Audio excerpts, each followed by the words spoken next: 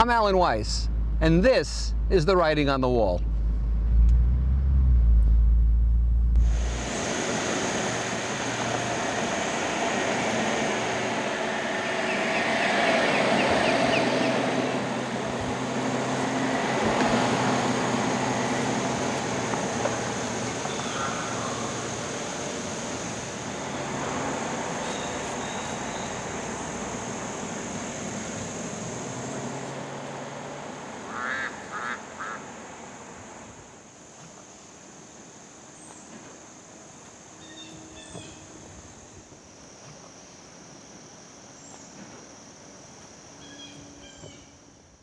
Welcome back to The Writing on the Wall. This episode is Existential Dynamics.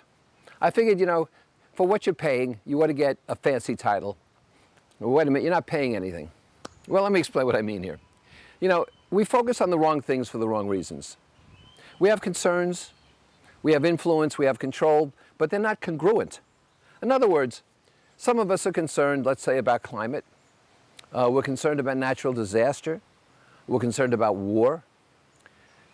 But we can't really influence those things terribly, but we can influence through voting, through the language we use, through the causes we support with our time.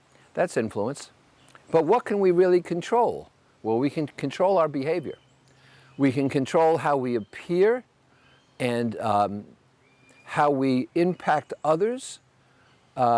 We can control by what we own and choose to own. We need to set priorities, though. If I was setting priority, it would be education. I think you've heard me say this before. I think that education in the United States is awful.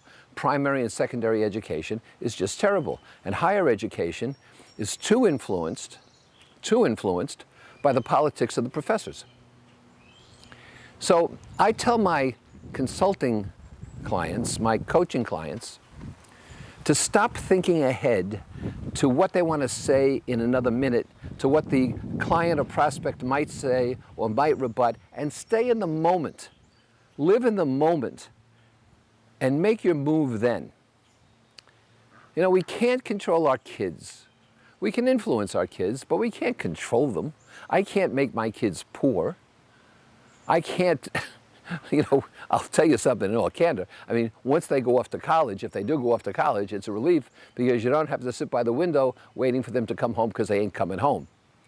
But you can influence your kids. You can influence your kids through how you and your spouse act. You can influence your kids through instilling values. You can influence your kids by trying to indicate what's important and not important. But you certainly can't control them, and to think you can control kids is kind of silly.